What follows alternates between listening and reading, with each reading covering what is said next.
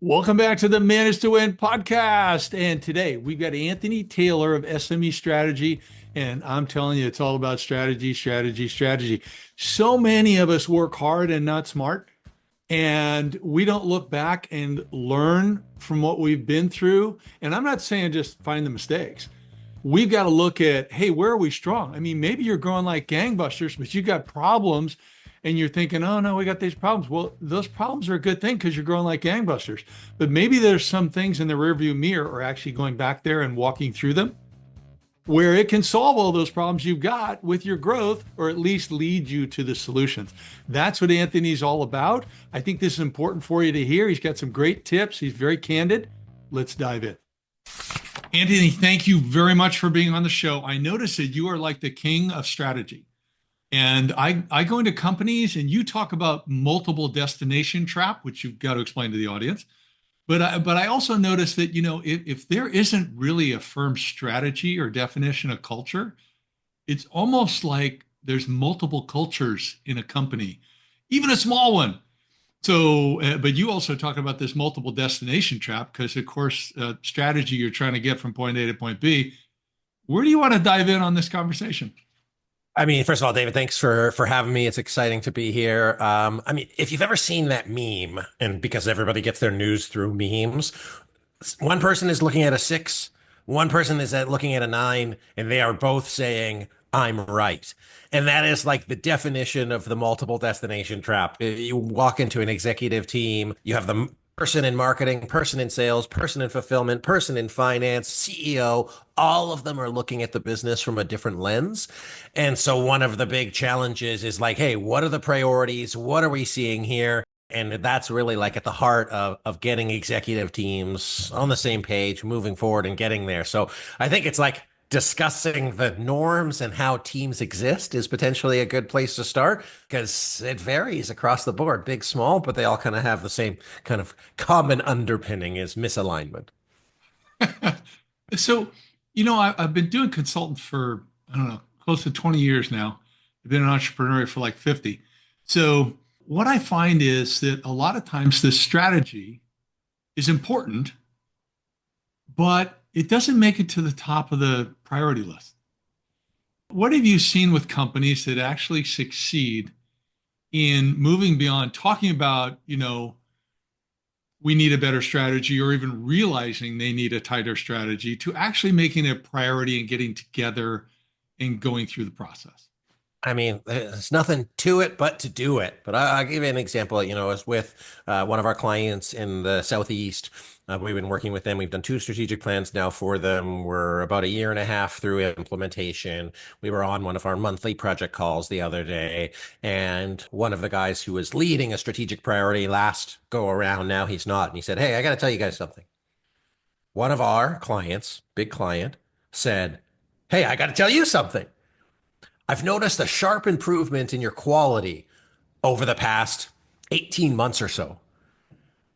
And I just wanted to let you know because somebody else told me.'" So what's just so crazy about this is a small digression is that he told the executive team, his client told him, somebody told him. So like four layers of communication came through to say, we actually noticed what you're doing. And so going back to the original question, it's like talking about strategy versus doing strategy is the key difference is finding something that you're going to zone in on, staying on top of fixing it. And then you might not even notice the fruits of that labor for a year and a half. And it isn't till like somebody says, whoa, we actually noticed you put your time, energy, and focus onto this, that it happened. But I guess the kind of key takeaways there, consistency and focus to make sure that it happens. But like it does work when you do it. No, I'm totally in agreement on that. But let me pull it back farther, though. So, you've got a company that's been around for a while and they're comfortable, okay, and they're profitable. Mm. I think you're okay. And they don't really want to spend the time on strategy. They don't see the value. So, what's the aha moment that makes them? What's the 2x4 across the forehead? And I'm not talking about abuse, but what's going to wake them up? Nothing until it hurts bad enough. And Mm. so part of the role, so my job as a facilitator, we have a team of facilitators. Our job is to go in there and to lead teams through like a formalized strategic planning process. Basically says, where are we now? Where do we want to get to? What's going to get in the way? What do we need to prioritize? And how do we work through it? So if there's nothing big enough that they want to get to, then they probably don't waste time paying consultants like you or I, facilitators like you and I, to come in there. But it's really about having something big enough, important enough, painful enough for them to say, actually, if we don't tackle this thing, we're never going to get to where we want to go. Or if we don't make this a priority, then it's really going to hurt and cost us more money. And then it has to kind of elevate through the pain. But the analogy that I use, and as some of you listeners might have guessed, I talk in stories, is if you go to the doctor and says, don't eat chocolate anymore, you're going to have a tummy ache, you'll probably still eat chocolate. If you go to the doctor and doctor says, if you eat chocolate again, you're going to die, you're probably going to stop eating chocolate. And so internally and or for consultants or external folks is really making sure that the pain of not doing something is big enough than the actual like work itself. Otherwise, no priority, no good idea actually gets off the ground. Have you found the case to be the same, David? Yeah, yeah, no, I'm totally in agreement there. And I read it first, I think, when I was reading Rhythm many years ago, and then I think EOS picked up on it also. We certainly use it on our system. I'm sure you use it in yours. The quarterly offsites, the annual offsites, those types of things where you dive in deep. But let's say you've got a company. Let's say you've got a friend. Let's just say you got a friend, and you know this friend's not doing it right, and you've kind of said, "Have you really worked on your strategy?" But it hasn't hit. What are some of the questions you've found that had helped someone have that, oh, now I get it type of moment? Can you be more specific in the questions so I can provide the right kind of questions to Well, ask? let's stay with the same situation that I mentioned. So, guy's got a company. It's Mm, profitable. It's doing okay. And it thinks he's fine. It could be a woman too. I'm just using a guy. So, yeah. it's like we have a podcast that we did recently with Justin Goodbread, and he focuses on maximizing the value of your company. Mm, So he even gave an example of an auto mechanic. Guy had an okay, auto mechanic business. It's probably worth $1 million or something like that. I'm not remembering exactly, but by helping him focus on the strategy, on what are you doing, where are you going to get the most value in your company, in 2 or 3 short years, he turned the guy's business into like $3 million valuation with no change in revenue, mm. relatively little change in revenue. But what is that wake up that makes somebody who's comfortable, they earn a reasonable living, got a good company's reasonably strong culture. They're not perfect, nobody's flawless, but they don't get it. They don't see, hey, I'm going 40 miles an hour, but I'm actually on a freeway that if I move over 2 lanes, I can go 80 miles an hour.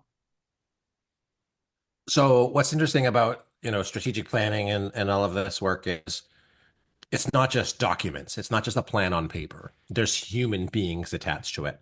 And so I think the biggest difference is helping people get whatever they want. Because arguably, strategic plans create more work. Like there's like it's more work, it's harder. And so what's really important is helping that person understand what's important. So like, yes, that person's auto body shop was doing $1 million or it could be worth $1 million and it could be worth $3 million. But why is that important? Is it important because he or she wants to sell? It is important because he could have profits or they could have profits they could put back into the business to a social endeavor. Is it because they want to build a great company culture because the thing that they hate the most is having to deal with upset customers? And so, it's finding the drivers of what people prioritize and I think are important and finding opportunities to why doing the work makes it worth it. So for myself, running a company, I want to have a great company. I want to have impact. I want to have life balance. I want to make sure that organizations, nonprofit, mission-based organizations, I can change the world through strategic planning. So I then have to build a system that will deliver what I want. But for some companies, if they're just like, hey, I just want to make more money, they say, great, let's build a strategic plan so you can make more money, so you can buy another car, another boat. And if that makes sense, then they'll get to it. But if they don't care about it, no amount of work is going to make a difference. That's kind of at the executive level. Yeah, yeah. And the same thing can be applied rolling it down. We have executives that say, like, hey, how do I get my team bought into the strategic plan? And I'll say, well, who are you talking about? Are you talking about yourself? Are you talking about the company? Are you talking about them? Because they don't care about you. They care about themselves. So how can you position these initiatives, these projects, these programs in a way that supports them? Hey, by putting this CRM in place, you'll have less manual work to do. By following the sales process, you'll be able to close bigger deals, which means you'll get bigger commissions. By having these quarterly meetings, it means that we have an opportunity, a forum to discuss the challenges so we can work more effectively as a team. It's always about focusing on what that person cares about versus what the deliverer cares about. And so, yeah. So let's stay there for a moment. So you want something that you want your team bought in. How do you build a strategy that gets the team fully bought into it? So the way we do it is we focus on alignment. So we don't necessarily focus on the strategic plan document. That's more of an output. We talk about the alignment of the team.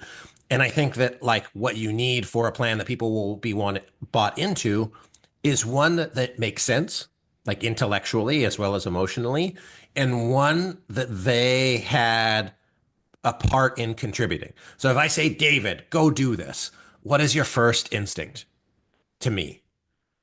Well, it depends on what it is, of course, but how well do you know what I do in the first place Yeah. and how that's going to help me one way or another? Exactly. And in many instances, it's some version of resistance. Like you're not probably not going to have blind faith to say, well, Anthony's telling me to do it and I'm going to jump. And Yeah. so no one really likes being told what to do, but they do like having a part in contributing into like their own future.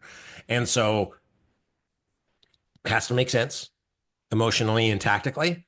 And then they have to have a part into it, even if. So we had a strategic plan not long ago, a lot of external stakeholders. So there's the organization, folks from outside the organization. It was a nonprofit. They came up with this great plan, supported everybody, and one group said, we're not moving that forward. It's like, well, why? This plan is like good for you. Like, why aren't you moving this forward? You never talked to us. You never got our input about this thing. Who's for you to say that it's good for us? You never asked us. Yeah. Yeah. Good point. And just that process of like omitting that group or skipping that group, and this was an external stakeholder, kiboshed the plan, slowed it down, even though on paper, objectively, it made sense for that person and that those group of people, they weren't bought in because no one actually took the time to like pull them into the plan. They just pushed the plan onto them. Yeah. Yeah. So did they take a step back and get them involved? Yeah, but it took a year and a half longer. Oh, geez. Yeah. Wow. Now, you really have your process nailed down. I love systems. I'm not naturally system oriented. I have to learn that and discipline myself. But one thing I noticed was at the beginning of your current state discussion, you actually start with celebrate. Hmm. I'd love for you to talk about that. So I love that you've done your research and looked into this. That's incredible and better than like 95% of folks out there. In my experience, most folks expect to walk into a strategic planning conversation trying to fix things and that they have a list of complaints or things that are wrong. And they're just like, it's in the chamber, like they're ready for it. And why we start off a strategic planning process with celebrate is to recognize that if there are problems, if there are challenges, if there are priority needs that we need to address, it's likely a function of our success. As in, these problems, air quotes, are we brought them upon ourselves because of all the good stuff that we did. So it's not Yeah. that we've done stuff bad and we're wrong and we have to fix it. It's that because we've done all of this stuff right and we've had all of this growth and now we're in a new horizon for ourselves, that this is just like the next place to go. And so we find that it makes it a lot more collaborative, a lot more forward looking, a lot more positive because people often don't look backwards. Type A folks typically look forwards at what they don't have. They don't look backwards at what they do have.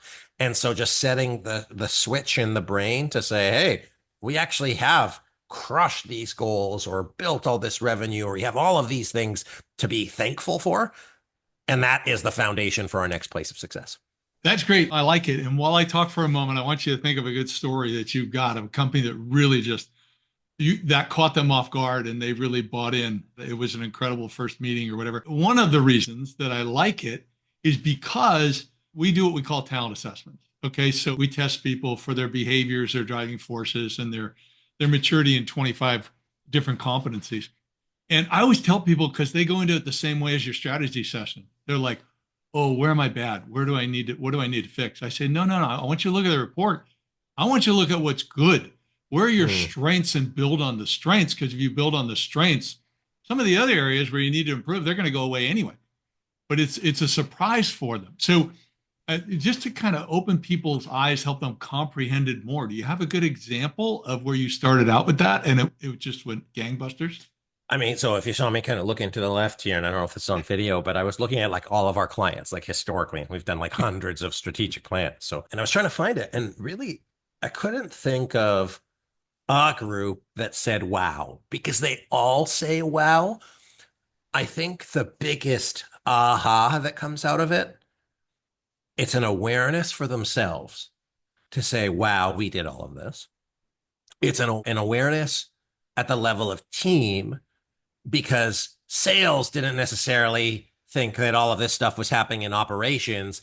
So you actually get to see functional successes, which I think surprises a lot of people because often they're waiting and just like waiting to jump on one another. Not always, but sometimes they're saying like, oh, I've got a real problem with this guy or gal, or these folks aren't doing what they're supposed to be doing, or like, oh, engineers going to get it this time.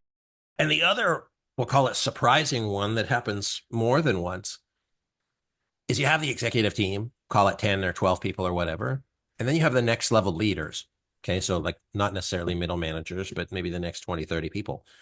And the question that we ask is, you might have known all of these successes, and it took a while to probe it out. So it wasn't like right top of mind. But what about the next level leads? Do they see all the progress that's being made? Do they see the results of their hard work? Are they brought into the conversation? And most of the time they say, nope, these folks have no idea all of the progress that we've made. And then invariably I say or ask, would it be valuable if you brought them into that conversation? And they say, yeah, because they're the ones that are so hardworking. They're kind of in the middle of this sandwich. They kind of get it more than most. And so, Yeah. like bringing them into the celebration and acknowledging that there is stuff happening, because otherwise, all you see is your silo. So, I'm sorry, I don't have like a specific example, but that's like a case where it happens frequently. Now it's funny because, it's like we don't think about it, but very much, but we love having hot water. We love having running water. Okay. And you could go down the list, whether it's electricity or, now we have gadgets and people just don't even think of all that's behind that stuff. Mm. Another thing I'm curious about when you do the celebrate piece is part of that designed so that you actually reinforce that they've got the right people on the bus, like Jim Collins would say. That actually, now maybe not everybody in that room is perfect. Maybe somebody's about to get, transitioned out. But in three strands leadership that I teach, the third strand is sincere gratitude. Mm. Is there a gratitude piece there that reinforces that, hey, I really appreciate, I may not like everything you do. You let me down on a couple deadlines, whatever it might be. We don't focus on that, but I really appreciate you in these areas. Is that part of the celebrate, the reinforcement of people? I think it definitely comes up like often when there's a board and an executive director that's doing a heavy lift, they do recognize, hey, we have a great team. So without necessarily saying, hey, we have the right folks on the right bus. In some cases, yes, but Yeah. recognizing, hey, we have a great culture, we have great people. These folks are doing a lot of work. It is an opportunity to express that gratitude where, like, potentially it's just not culturally a practice. So bringing in that practice of gratitude, now that you mention it that way, is absolutely an appropriate thing to do. Yeah. Yeah. So you have very defined, process. And I love the fact that you don't just present yourselves, hey, let's help you create a strategic plan, but you're also helping implement. And I think that's fantastic. I did notice that one of the things that you had at the tail end of, where are we now? What was it? Something called like a pestle process or something like PESTLE? Was that what it was? Mhm. Yeah. What is that? So it is a tool it's a trend analysis tool, and it's Okay. to look at so if we have where we are, where is the world going so that we can build our plan for the future versus the present. I was talking to a gentleman today who runs a utility, and you were talking about running water and electricity. Like, shout out Chris, thank you for water and electricity.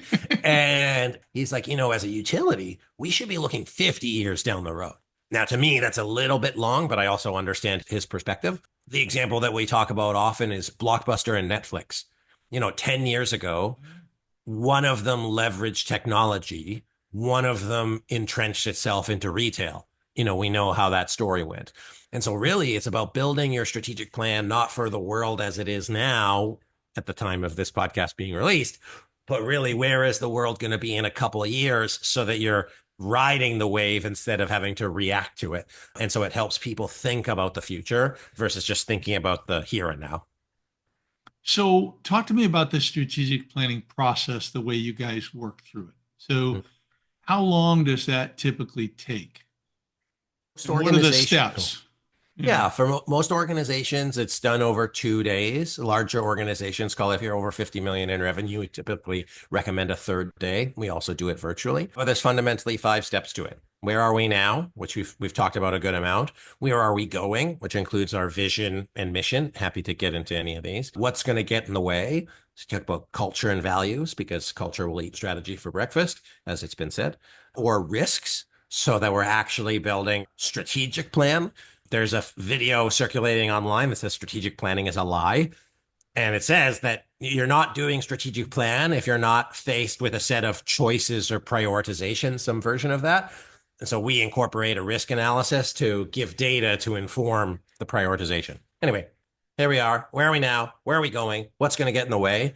What do we need to prioritize? So 3 high-level priorities, break that down into objectives and goals. And then how are we going to implement the plan, which is the tactics, the operational stuff, as well as the critical capacities, which we talk about, like kind of organizational health, creating the systems to make sure that the organization keeps working. Some folks want to just get into the tactical, which to me is akin to ready, fire, aim. And so all of the strategic planning process, 75, 80% of it is aiming before you kind of proverbially start moving. I'm curious about the risk part. Mm. So I know in the front end you kind of do a SWOT. But when you get to this third stage where you start talking about the risk, how often is it that you have people that are underestimating the risk? They're kind of glossing over it versus they really where it turns out one of their big aha moments is you're peeling back the onion where they didn't want to go. Almost always. I think that's the difference between wants-based plan and a needs-based plan. And I remember, early in my career, 8, 9 years ago, it happens all the time, but trying to, provide as many stories as possible. And we had this group, they were maybe running a $30 million business. They go into the session and they said, we already know what our priorities are. We know what we need to work on. We know what it is. And I'm going to say, great, we'll see. And then we go through and we get to that risk analysis. And the risk analysis is designed to basically say, here's what's going to get in the way of you accomplishing this lofty vision, like versus a wish, like we're going to say. And then they came out and they said, whoa, this really put it clear as day what we need to be aware of. And like, these are like the big challenges that we don't really want to talk about all the time, especially entrepreneurial folks that are like, well, we'll figure it out. That'll be fine. CEOs are often like that. Yeah. And they said, whoa, like we walked in there with what we wanted as our strategic priorities. We walked out of there with what we needed as our strategic priorities. And that's like a big aha shift for folks to help them focus on the right things, not just like the closest or the easiest or the most obvious things. So how were those things identified? So they went in and they thought they knew their risks, even though maybe they weren't thinking about them much. But how was the onion peeled back? How was it uncovered or at a greater depth? Well, I think looking at it more systemically, they walked in and said, here's what we want to work on, right? Here's the things that we just like, here, that's the top of list, or this is the shiny object. Yeah. Whereas we say like, okay, if we're here, we want to get to here. What are all of the things that are going to go wrong? And of those things, which end up kind of being like 30, 40, 50 like individual challenges, Yeah. there are typically some themes of ones that have a high impact or a high likelihood. So, for example, there was a group that I led last week, and I'm trying to kind of check myself, get back into it. And they said, okay, well, they started the exercise by saying, oh, like war and drought and, earthquake and all of this stuff. And then I kind of went back and I said, okay, well, all of those are technically true. But like, let's look back at your vision here. Like, this is what you want for your vision. You want to basically double over 3 years. You want like this to happen. You want this to happen. Here's your weaknesses. Here's some challenges here. Like, are there any more like practical challenges at hand? And they said, oh, yeah, we don't have a full enough pipeline. Or, oh, yeah, we want to win these awards, but we've never won an award before. Or, oh, yeah. And so they really started getting out from these like random obsequious things out here to like, Yeah. there's no way we're going to be able to kind of proverbially cross that chasm without addressing our capacity in these areas. And that is like the most pressing kind of bad guy at the time. And so that's how they did it. But for them, it was an aha of saying, while war, pestilence, data infrastructure, all of that stuff, yes, those would be problems. We have a more pressing urgency of like, if we can't fill up our pipeline, there's no way that we're going to double our revenue in 3 years. Yeah. It sounds like it's more like focus on what you can control versus Yeah, being prepared for what's out of your control. exactly. And the challenge sometimes, so kind of landing the plane on strategic planning, there are so many things that are going to get in the way. And there are likely more buckets of things that you need to worry about. So for this group, there was like 6 or 7 priorities. It's like, well, where are we going to start? So Yeah. it's not necessarily about solving all of them, but it's about making the challenges that exist discrete, clear, and shared amongst the group. David, do you fly? Do you take planes from Yeah. time to time? Oh, yeah. Okay. Are you like a 2 hour before the airport or like a 30 minute before the plane leaves kind of guy? In between that. Okay. So So because the plane's now board like 30, 40 minutes, usually 30 minutes. I fly a lot on Southwest almost okay, exclusively. So, and we have a small airport here, but the bigger the airport, the longer, the more space. I'm usually about an okay, hour, a little bit more. And I'm also TSA pre, so I can shoot through security usually pretty fast. got it. So there are some folks who will, let's say, make that margin just a little bit shorter, and there will be some that even an hour ahead of time would terrify them into paralysis to no end, and they would double that time. All that means is that these hypothetical 3 people and you just have a different propensity for risk. And what's never talked about at the organizational level is our understanding and categorization of challenges. So, folks that are on the operational side of things, they are very clear about what those things are. CEOs typically optimistic, but then you also have like personal preference and psychology and behavior. And so, like, all of those things, engineers, risk averse, salespeople, they were fine with risk. But all of these like culturally come together and we expect everybody to have like one norm way of doing it. And then that is the rub that ultimately plays out through implementation. And so the better you can front load that, the more effectively you can handle disagreements, conflict, reprioritization. But I love what you're doing with the strategic planning process and everything that you're doing. But it strikes me, and you may have alluded to it, but I don't think you've said this specifically. But it's like this is a starting point, the 2 day or the 3 day. And but you've still got to put some more meat on the bone. You still got to add some more detail. There's still a lot of work before you reach that day that you're going to roll out the strategic plan to the masses. Because even coming out of a 2 to 3 day meeting, it sounds like from what you said previously, you're going to go out to most, if not all, employees for some input on pieces that touch them. So Mm. can you talk a little bit more about that? Yeah. So what I tell folks is they say, what's greater, 2 days of planning or 1,100 days of implementation, resource appropriately? So coming out of the strategic planning session, yes, you have a vision. Yes, you have a mission. Yes, you have strategic priorities. Yes, you have goals, objectives, and high level action items. And in 90% of cases, that's enough to tell the team, here's where we're going. Some years ago, strategic plans were categorized as multiple lines on an Excel spreadsheet, hundreds of lines on an Excel spreadsheet. And those are like largely tactical. The problem with those is that they don't account for interdependencies of time and completion and other stuff. And so we opt for a looser strategic plan that is more strategic in nature, better akin to adaptability. But then you have to say, okay, well, here's the first couple things I'm going to work on because at least I know this is where my mind is going. I'm doing a recap right now and it's saying, okay, I need to uncover opportunities here. I need to talk to my top 10 customers. I need to do this. Now, that is not all encompassing over 3 years, but by doing those first things, then I can say, I've done that. Here's the information I have. Now I'm going to go back to the well to say, here's the work I'm going to do over the next 3, 6, 9 months. Or, ooh, there's a program that I want to implement, but it's going to take a 12-month or 18-month timeline.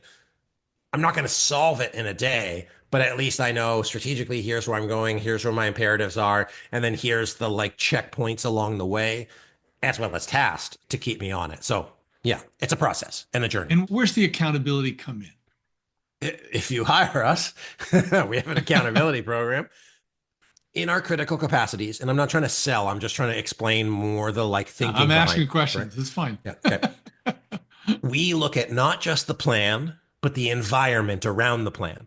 Mm-hmm.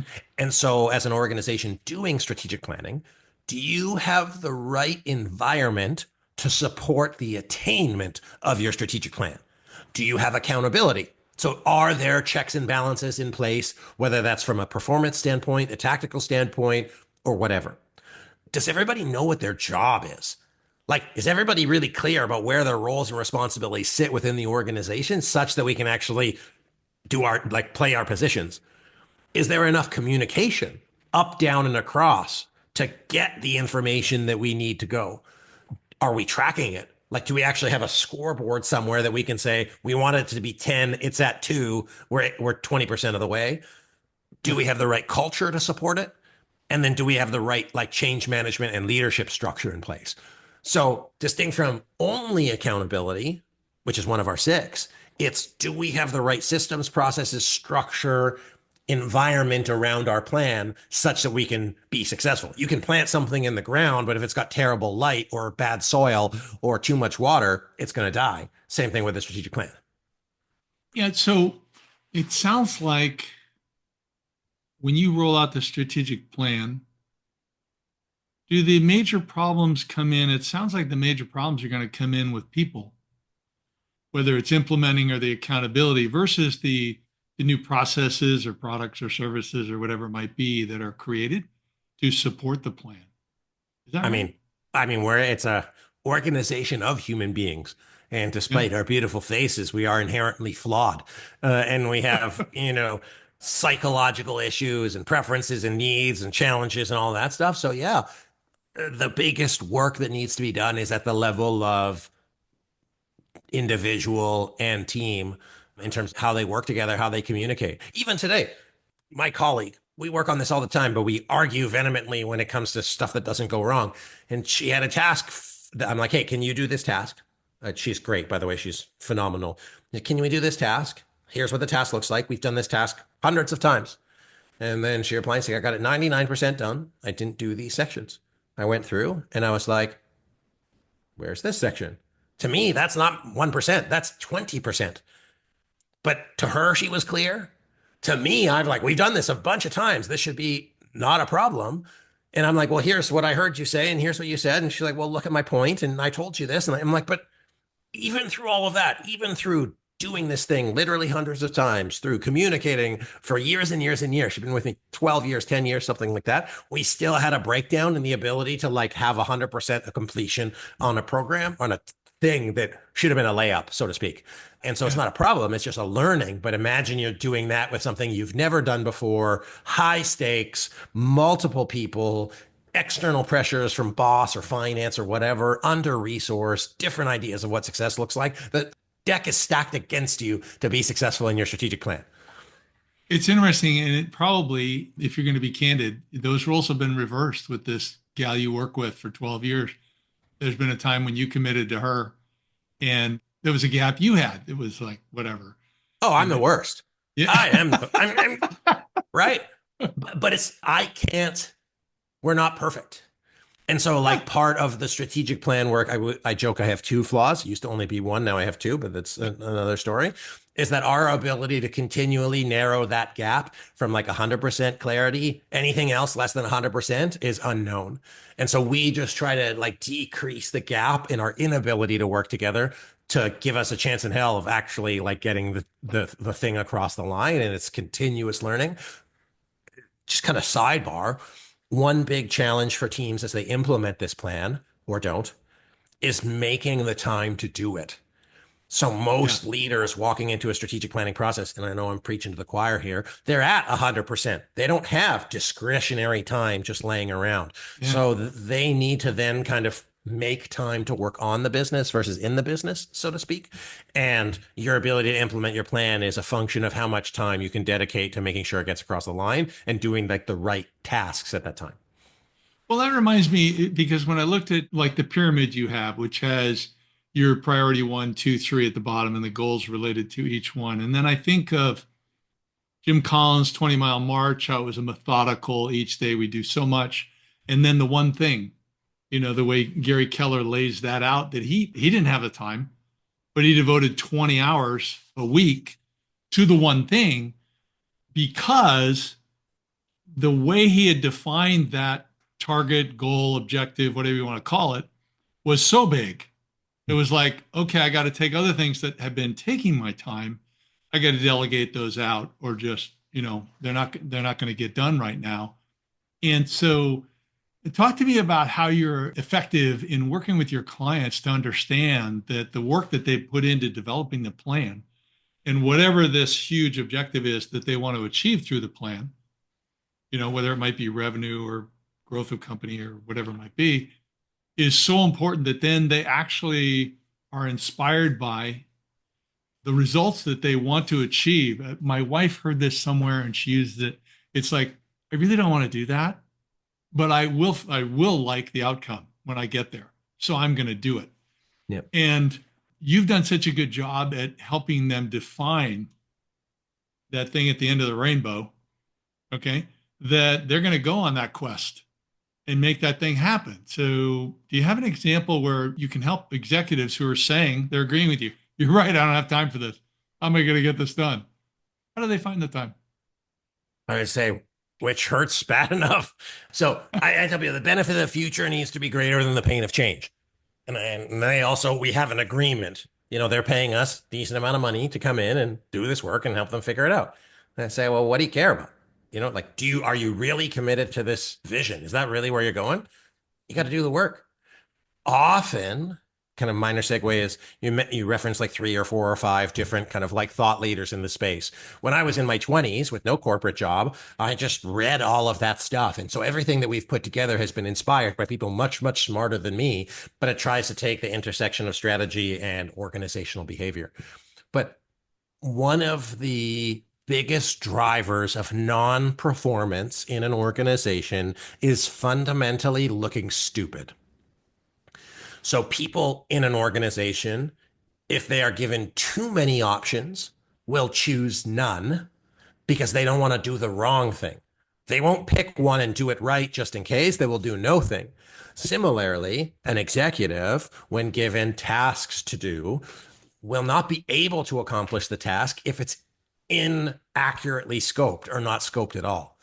And so the easiest thing that we can do to support accountability is saying, great, let's actually build a project plan. Let's build clear scope. Let's put timelines. Let's put as much clarity around an unknown thing as possible, such that you understand what you're tackling. So that if you think, oh, it's going to take forever, or the way I think about it is, if you ever have a million things on your to-do list, you might have a lot of things on your to-do list, but it's never a million. So when you can actually make something implied explicit, it helps you work through it. So it doesn't speak to the behavioral standpoint of like, do I want to do this?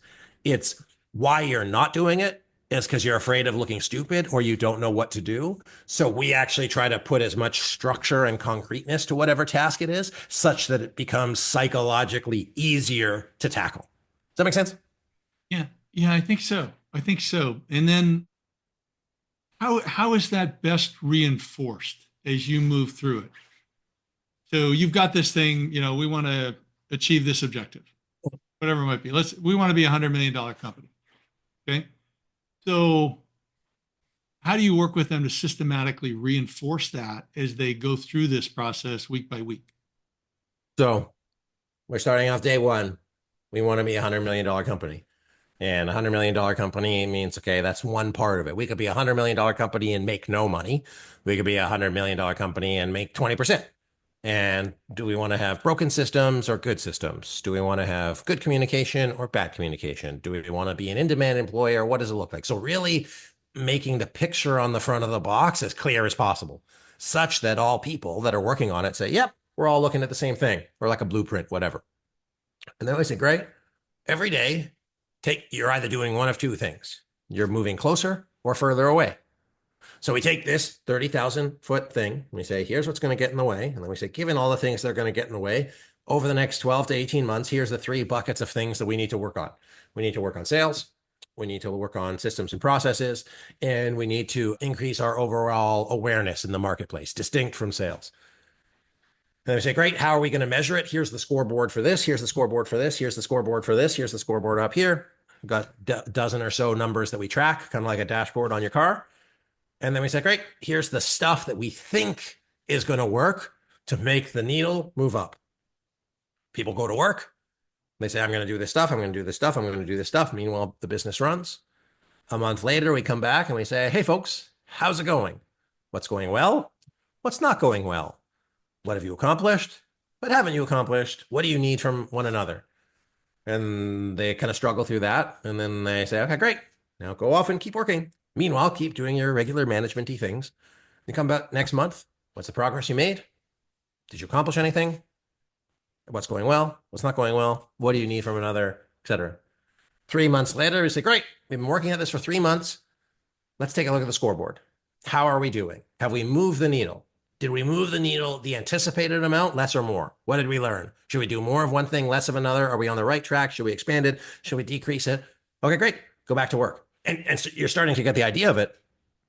What really does is it just helps the management team build the muscle of strategy execution, the muscle of focusing on the proverbial one thing versus focusing on everything. And whether or not the plan gets accomplished in 3 years, obviously that's the goal. It's that there's no better way than continuous focus on a thing to get you to where you want to go. And the adage that I shared, you're either moving closer or further away. So as long as people keep moving closer, you're not going to move backwards. You might move backwards, but it's always towards that pursuit, or saying, this is not the right path anymore. Let's change. Or we've accomplished this sufficiently to the point where it's no longer a high need. We're going to operationalize it, and then we're going to bring in a higher priority in its place. But the real goal, magic, is that people build the muscle of working together, about collaborating, about solving problems faster, about reacting faster, about thinking proactively. And so that just becomes second nature, that they become this like finely tuned machine to just like crush whatever's in their way. And then they actually get to where they want to go because it's in the front of their mind and explicit versus in the back of their mind and implied. Okay, so let's go back to the beginning where I touched on before, but this is probably a good place to kind of wrap up. Because let's say we've got a listener and they got a reasonably good business, but they're wondering if they could be better. Okay. And, or that we've got someone who knows they got problems and they're thinking tactically how they're going to attack this thing. So, what's the best way for them to talk to you? And when they have that conversation, what are you going to focus on that's going to help them understand the value of really going through this process, and not just to get to a plan, but to actually then go through the implementation for whatever time frame?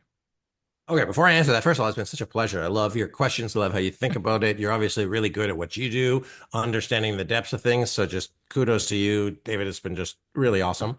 Oh, no, Um, it's been a blast. I'm so glad you came on. was Thanks. so one of the neat things. So you can imagine walking into a strategic planning session. Again, it's typically done with teams, companies of 10 million or more. So these are like, not small organizations. And you walk in, U-shaped table, everybody's looking at a projector. They're kind of just like waiting a little bit on edge, like trying to figure out what's going to happen. And then surely enough, and over the 2 days, we walk through the process that we've talked, quite a bit about, these big post-its just start popping up. And by the end of the 2 days, the room is covered in these post-its that just really goes from A, B, C, D to like, have you say, like kind of clear as day. It's going to be like smack you right in the face. Here's what I need to work on. Everything else is just noise. These are the must do's. If I don't do these, I will not get to where I'm going. If I do these things, it is the clearest path. So it's not so much what I would like say to somebody. It's like if you just want a clear path, if you want it to be obvious, if you want like a very good systemic way to think about what you need to do and get rid of everything else that's just noise, do strategic planning. And you don't need to do it with us. Just do the process. We're good at it because we challenge assumptions, beliefs. You say, we can't do that. Then we say, why won't you do that? Why can't you do that? Can you not do that? Or is it you just don't know how to do that? But it's really a valuable process. And why a facilitator is many CEOs or many executives, they try to lead it for their teams, but they can't participate if they're leading. And so by having somebody outside objective, we can keep you guys focused. We can interrupt when you go on tangents, but ultimately it's so you can participate through the process instead of having to lead the process yourself and not getting what you need out of it. Yeah, and I think that one of the other things that you bring to the table is that you bring a lack of bias. Mm-mm. Everybody that comes into that room has a bias for what Yes. they want to cover. And you also can, a lot of people think of facilitator, they don't really understand that when they've got someone seasoned like yourself and someone I try to be, but someone like yourself, that if the CEO commandeers the meeting and they're doing all the talking, you're going to find a respectful way to tell the CEO that they need to back off and get other people to talk so things happen. And that's super important. So I would encourage, our audience that this is a very important thing. It is something that you may have some attributes where you could lead this well internally or a person can. But then, as you just brought up, Anthony, that person gets taken out of the conversation Mm. or they're going to control too much of it. So it's much better to have an unbiased third party who's going to be skilled at kind of leading the meeting and helping you get where you want to go. And so, You for suggesting that. Yeah. So SMEstrategy.net, reach out to have a consultation. Consultations really to make sure like mutual fit. We not every client is a good client for ours. We happily say no and refer you to somebody else. We really want entrepreneurial, people-focused companies that are committed to growth and scale. And we'll just walk you through our process, really understand what your needs and challenges are. And to your point around somebody who's kind of been there, done that, if you're lucky or a good leader, you might have seen 5 strategic plans in your lifetime that you were a part of. I did 5 last month, basically. And so, really being able to say, like, you could do it this way. This is my very subtle diplomatic self, but have you thought of doing it this way? And they'll be like, oh, that's a much better way. That's good. And I say, yeah. And so, it's yeah. just nice to have somebody we're not telling you what to do. We're just reframing how you think of something.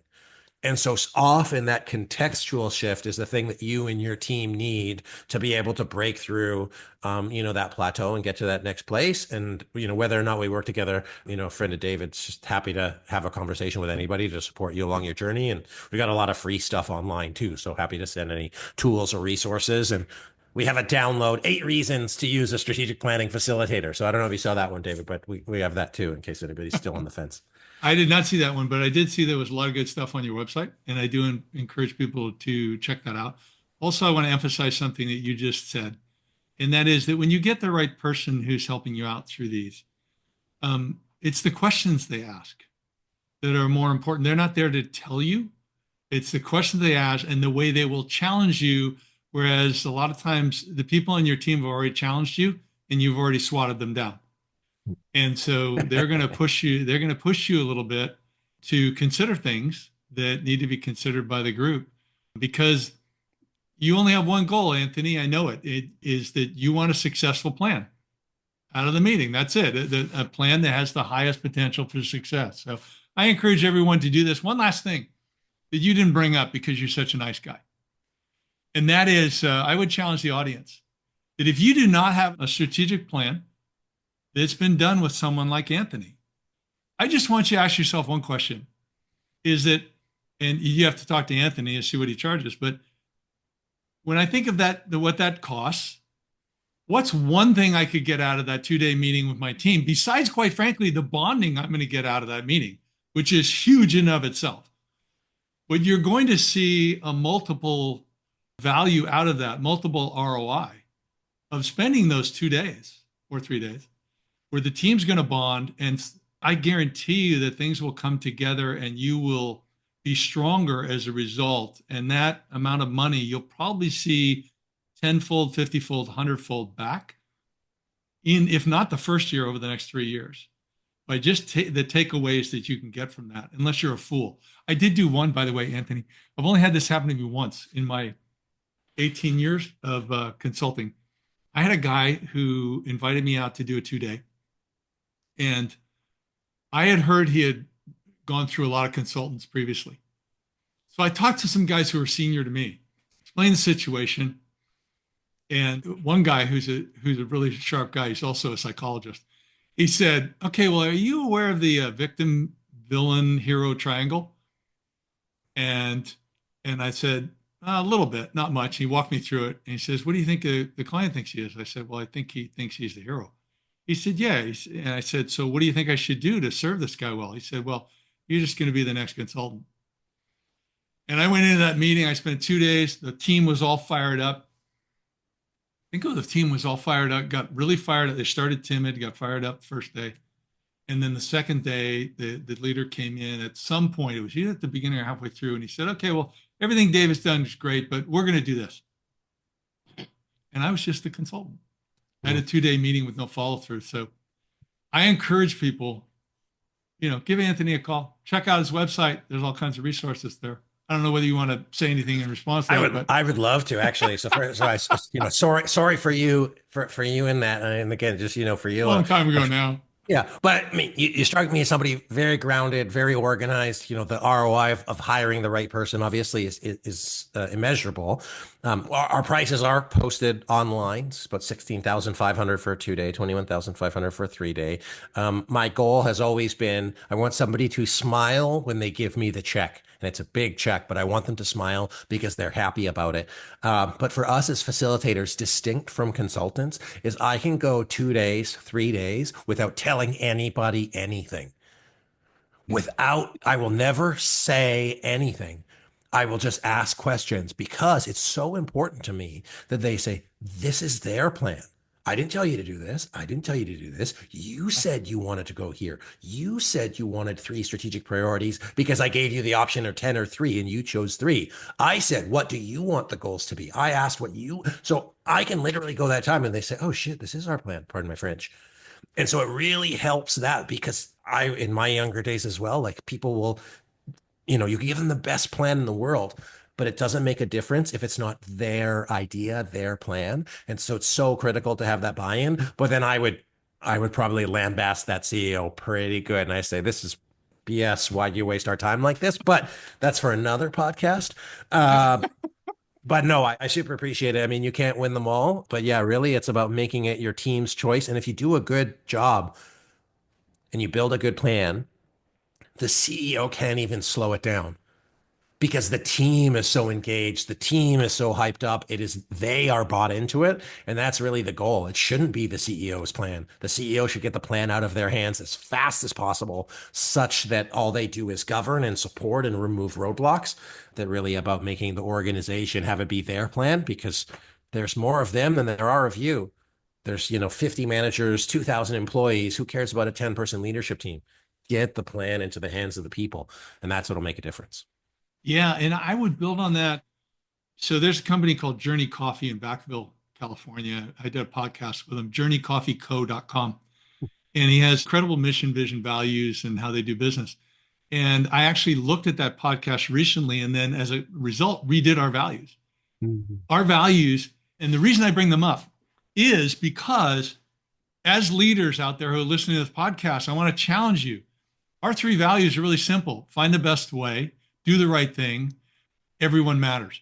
So if you're really committed to find the best way, you got to give Anthony a call.